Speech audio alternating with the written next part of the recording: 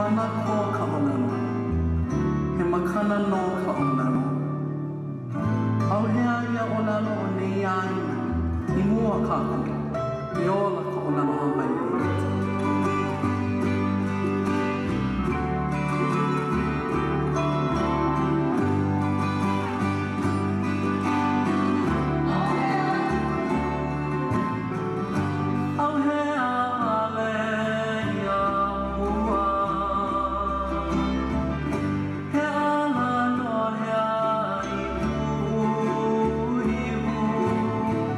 Vale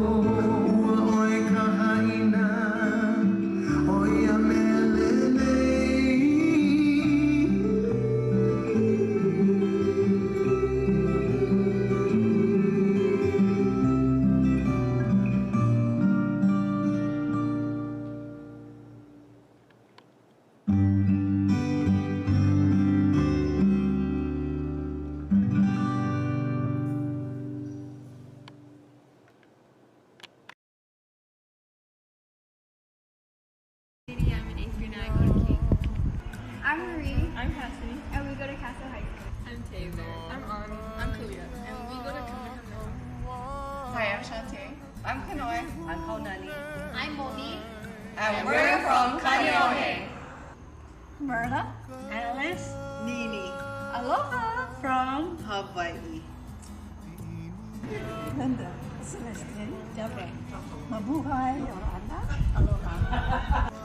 Aloha kako, Alda Kennedy, Kaneohe, Hawaii. Janet Atmiro, or Manalo. Liota Suta in Waimanalo. Aloha Kianui from Hula. Carla Suzeroy from Kaneohe, now living in Waikato. Kukiai Mauna.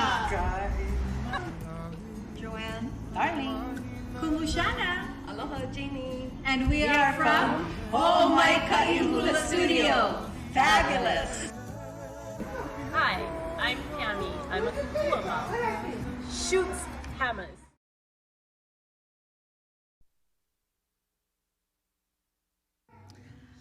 Hi, and we'd like to thank the beautiful ladies of Ho'omaikai Hula Studio under the direction of Kumuhula Shauna Lam Ho. Thank you, ladies, for such a beautiful performance. Guys, e kalamai, we got cut off by Facebook, so I hope you guys are tuning in live right now. And you guys made your guys way back to our second live so that we could stream more of the Halau members. So next up, we have from Kawaguchi, from Saitama, Japan, e kalamai. We welcome Laulea Hula Studio under the direction of Fumiko Laulea Kawaguchi.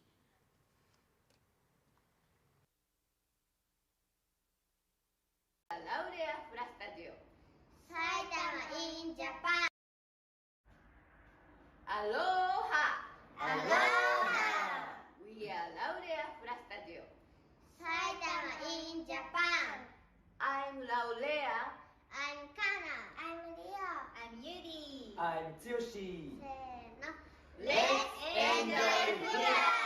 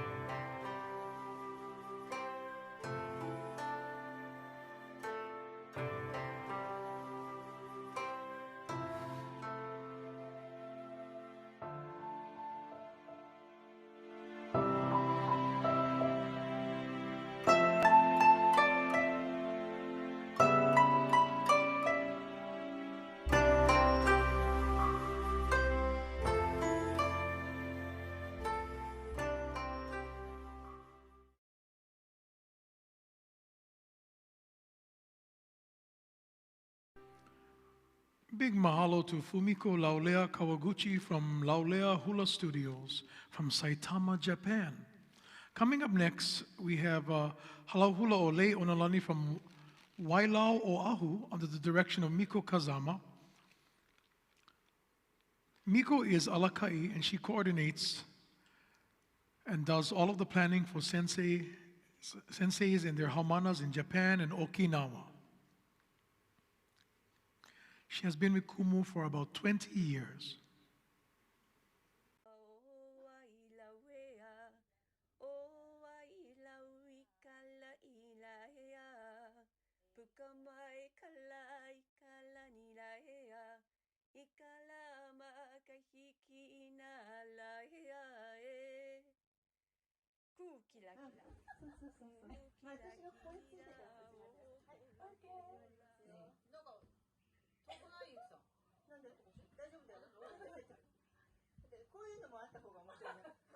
Yeah, you guys can talk story like this and then talk in Japanese and then you watch boom, then you guys say, oh.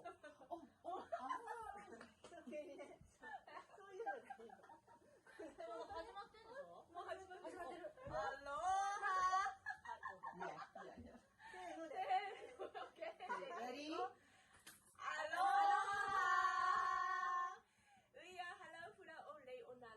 From Wailau, Oahu. Hi, this is Miko. Hi, everybody. Hi, this is Rika. Hi, this is Lydia. Aloha, I'm Yuki. We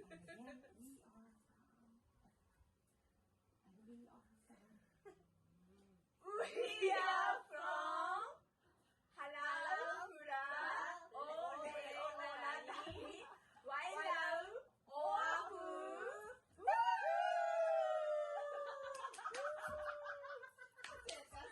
Ka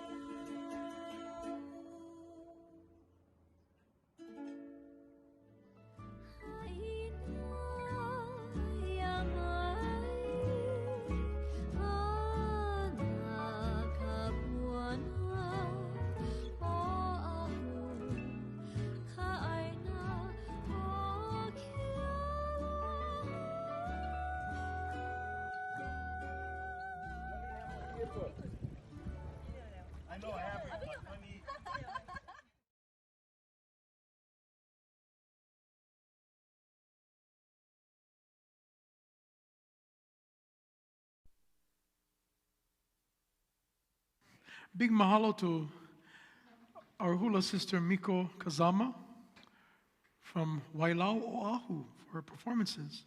Coming up next, we have a very special performance for you guys by the Puna Taiko group. We welcome the Puna Taiko drummers under the direction of Paul Sakamoto. Bring it on, Taiko drummers.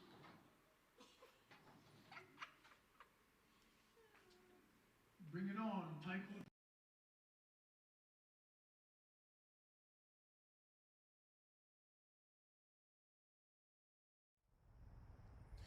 How's it, everyone? My name is Paul Sakamoto, director of Puna Taiko, and on behalf of everybody in the group, we wanted to say a quick thank you to Kumu Debbie for inviting us to participate in this year's virtual festival.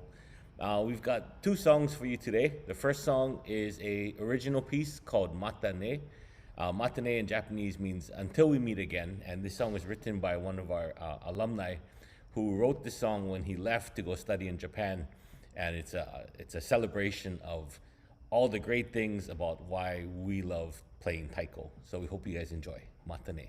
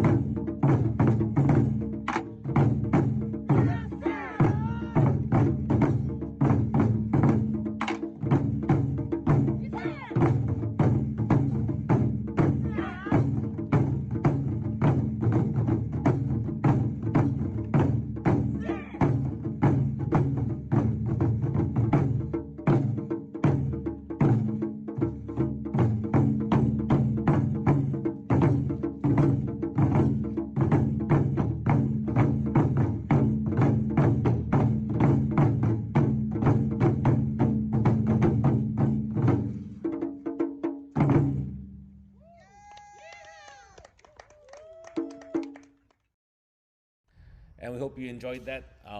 Our next song, our second song that we're going to play for you today is a piece called Shumpu, written by Yuta Sumiyoshi of Kodo.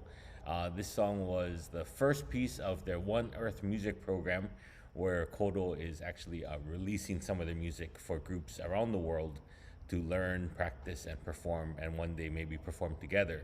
Shumpu translates to Spring Breeze and is an inspirational, uplifting piece.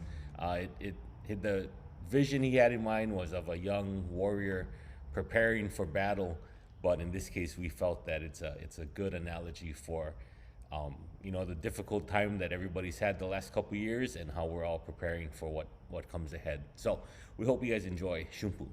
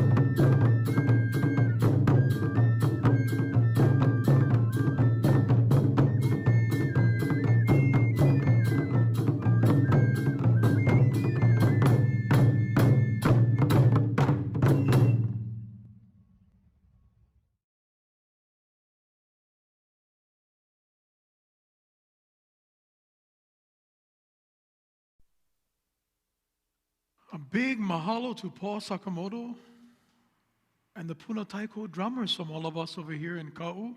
Thank you guys for sharing with us that amazing performance. Coming up next is Aloha from Iwate, Japan, under the direction of Chiho Kalehuawehe. We welcome Chiho Kalehuawehe Hula Studios. Hula Studios. Aloha everyone. We are Halau Hula Kalehuawehe.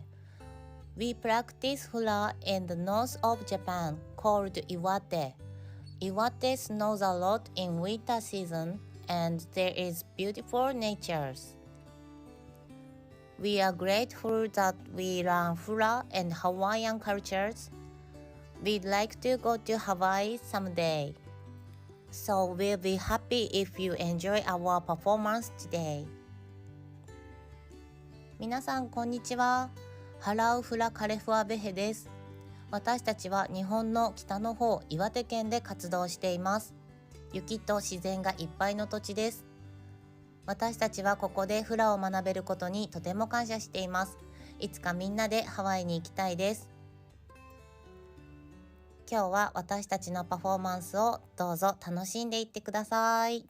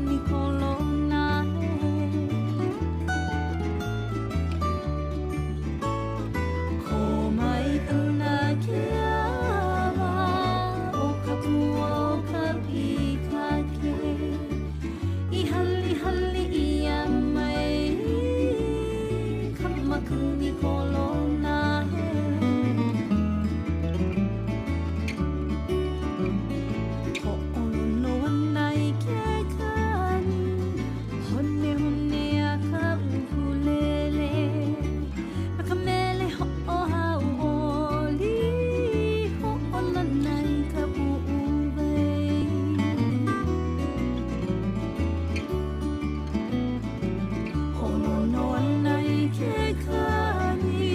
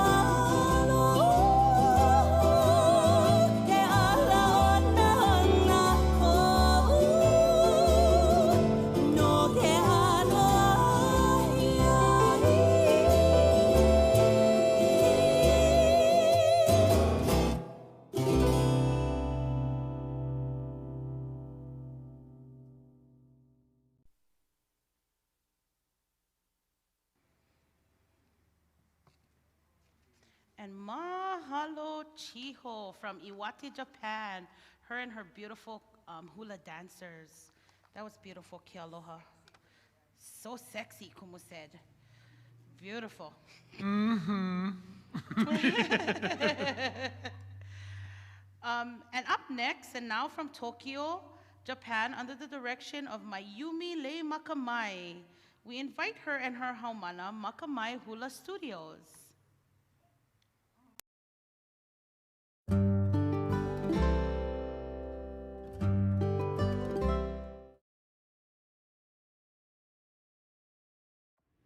Aloha! We are Lei Makamai Hula Studios from Tokyo. Hi, aloha everyone. It's Junko in Tokyo. Hope to see you soon.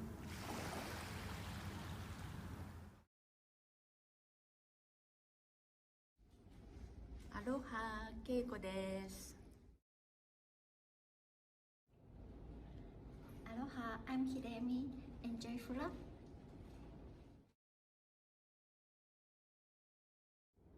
Aloha, まゆみです。よろしくお願いします。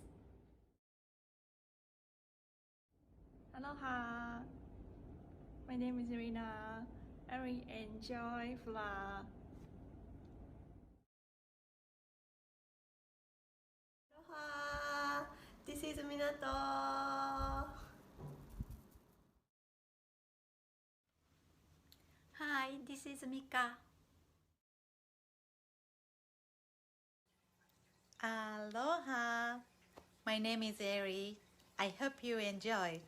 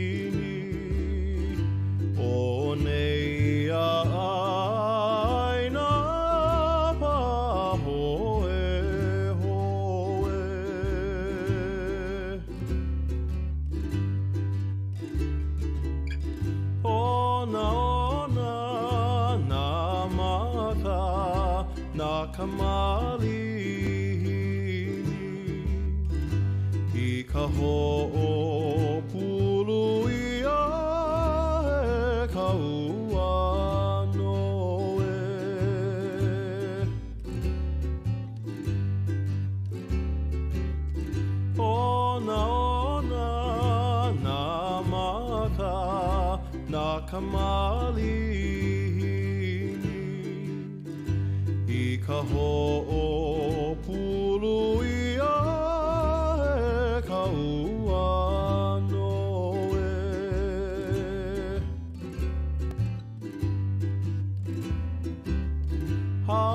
Haina ia mai Ana kapuana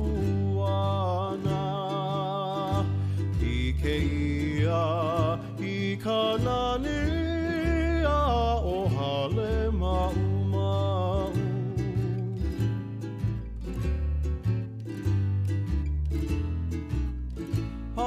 Haina ia mai Ana kapuana I ke ia I ka nani a o hale mau mau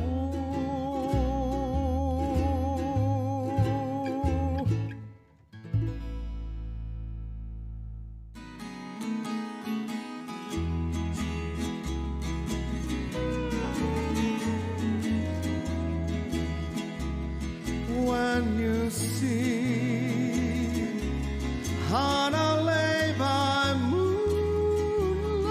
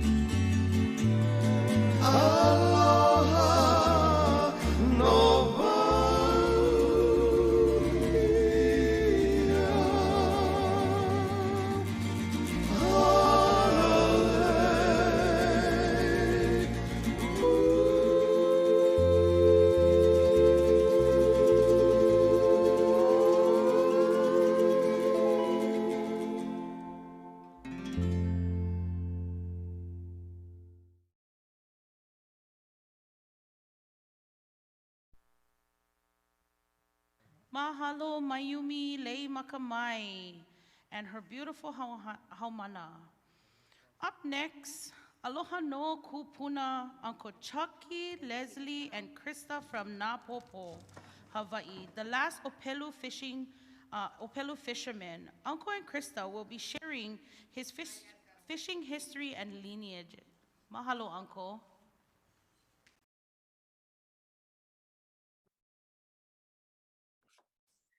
Aloha, this is Uncle Chucky and Krista from Napopo over on the Kona side.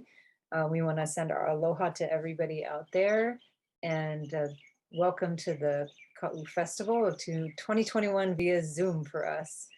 Anyway, Debbie and Kavehi asked if we could record a little video for you guys. So we'll tell you a little bit about how we know Auntie Debbie and Uncle Kavehi and how we came to work with them. And then also just some history of Uncle Chucky here in Kealakekua Bay. So I'm going to go ahead and share our screen. Start our show with you guys.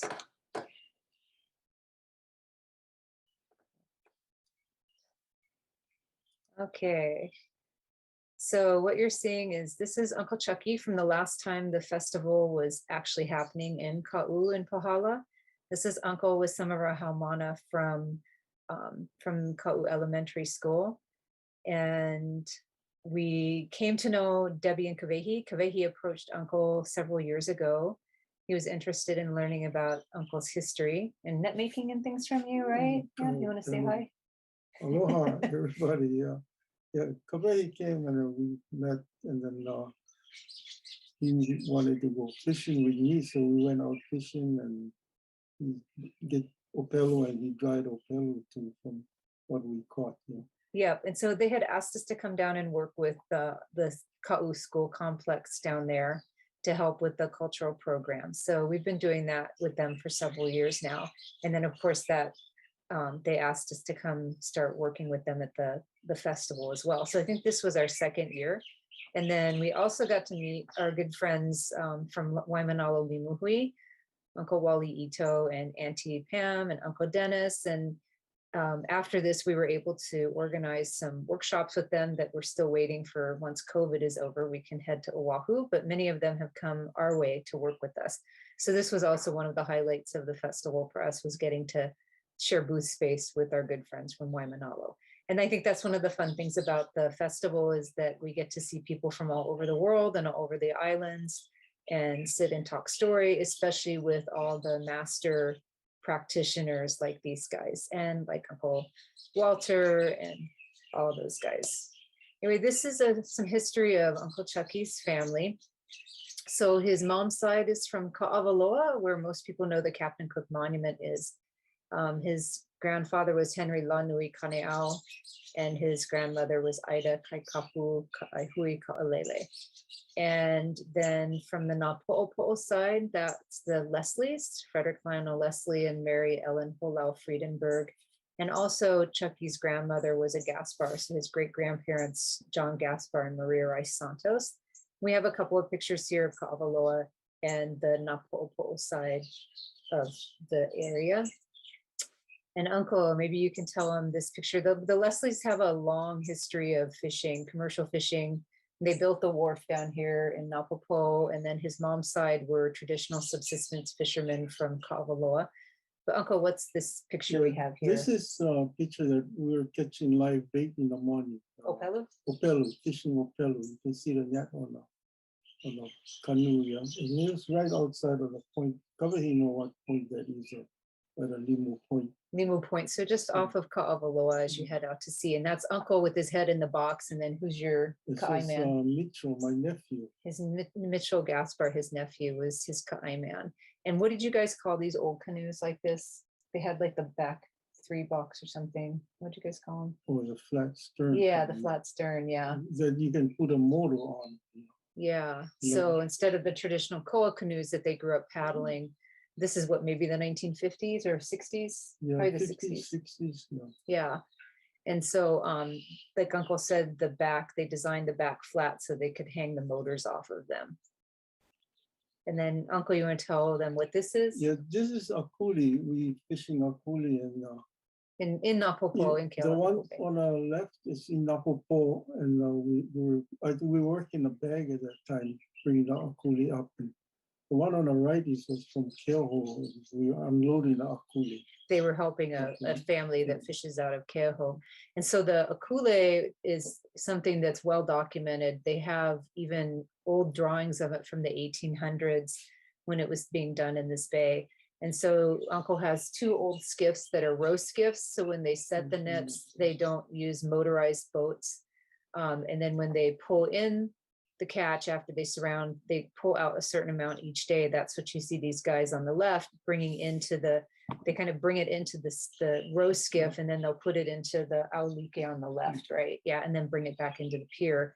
And then the one over here, this is going to be the 1960s on the right at Keoho. That you guys would all bring in by canoe.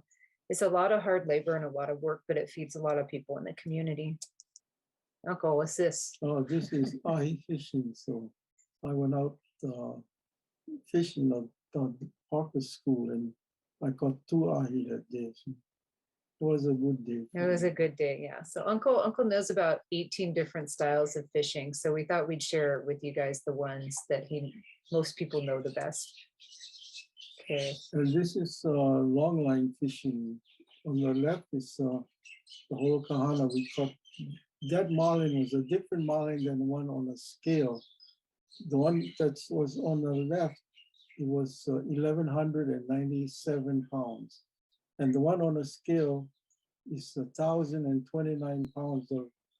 My dad is in there, and my brother Sonny and Alfred and myself. So it was caught on long line. Long line. And then the sampan you see on the left, the Holokohana, they actually, I think your grandpa had 6 sampans down here. Yeah, he had 6 sampans. Yeah, so when his grandpa Leslie and his great uncle Robert built the wharf in 1912 with the Army Corps of Engineer, Grandpa Leslie had put down in 1911 6 moorings down here in the bay and ran sampans, his fishing boats out of here. So that's the kind of boat you learned on, right? Yeah, when you were a kid? We were kids, it was all sampan. Yeah. Yeah, and then how old were you when you guys first went on the boat? We first went on a boat was 6 years old, just helping around on the deck. Yeah, and then you got pretty seasick too, yeah. Oh man, sick.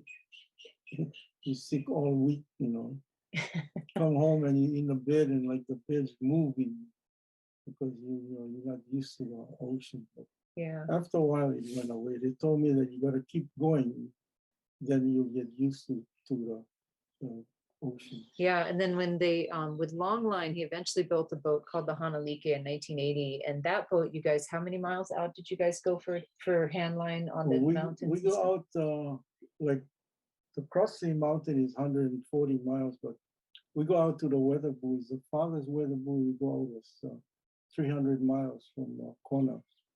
And it takes 36 hours down, but coming home takes 73 hours to come home because coming home you're fighting the wind and the waves and stuff. It's rough. Yeah. All right, and then we'll talk a little bit about Uncle with net making, because that's really how we came into doing the educational part of this. About 8 years ago, Uncle decided he wanted to try to start teaching his net making since the family kind of wasn't wanting to learn so much. And so this part of the net is called the hope, also is known for puumana, which is the building mesh. So maybe you can explain to them what you see there. Yeah, the building is like, you start from where the table is, and I start there 150 eyes. That's the pico, right? You call it the pico, yeah. Or does the pico go with the eke or the bag? Yeah. That goes with the bag. And then as I get down to the blue part, the monofilament here, it's like 1,400 eyes. Because the puumana, and all the different colors you see, it's all puumana has been put in there. So the net builds up wider and wider, and then you end the net up with 1,400 eyes. Yeah. And then what's important about the hope or the puumana portion of the net? The hope is like, when you're building the house, it's you get a plan that if the house, you build a house, the plan, you build them crooked, the bottom is crooked, the whole thing going crooked.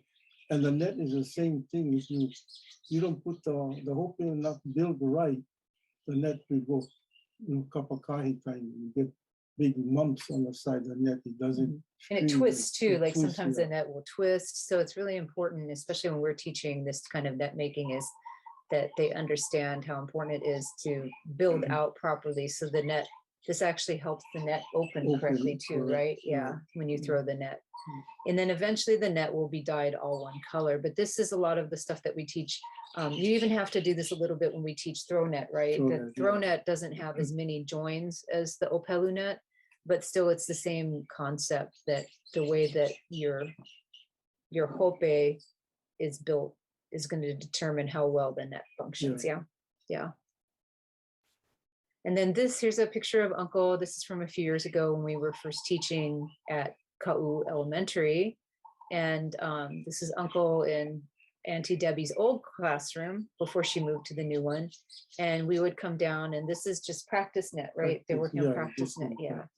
Just so they can learn how to You learn and then get the feel of your hands and how your hands gonna feel when you're making a net to get it right, Yeah, and it's also, it's a really good tool for kids that have trouble focusing or don't like regular schoolwork. They seem to do really well at this. And we still have one of our Uncle's favorite students is Desmond, who I think is going to be going almost into high school now after this year. But yeah, Desmond would come and work with us at different cultural festivals that we do, or like workshops that we run. And so we get to see him whenever we come down that way. Yeah. Yeah. But anyway, we have a lot of fun. And this is the way we teach too. When we teach at the cultural festivals at Pu'u Honua and Pu'u Kohola. And then when we teach summer programs, we'll teach this method and do this too, because this is how you learned, right? You started young this way. That's the way I started when I was Lots of practice net, yeah. Yeah, a lot of practice. You need more practice that will become better. Yeah. And then we just want to say a big mahalo to Debbie and Kavehi for continuing to let us be a part of the festival and a part of their cultural program down there in Pahala. And we send so much aloha to you guys and appreciate all the opportunities you've given us. And you want to say anything? Yeah, and when we go down to Debbie them house and they kalua pig and doing stuff, and I never know. Kawahi teach us a lot of different things. He really don't like he teach us that you can make charcoal out of white coral. When I heard that, I said, wow, all my life I never even know that you can do that. And that time he was there and he was doing that.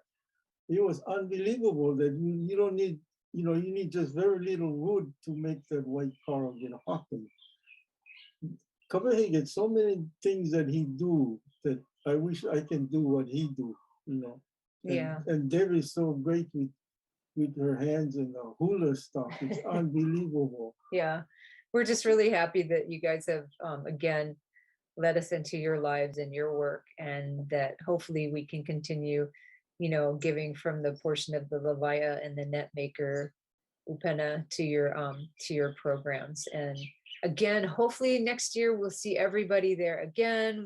We can visit you guys early in the morning for the opening, and also be there all day. And our favorite thing too is getting to see what everybody else is doing as well as watching the hula and the dances from all of the different nations. So ahui ho, Debbie, ahui ho, Kavehi. We really, again, appreciate that. I'm going to stop my share here. Sorry, we're not the most technological people, but we just, again, so much aloha to you guys, and ahui ho and best wishes, and we'll see you guys soon. Yeah. Okay, aloha. Ahui ho.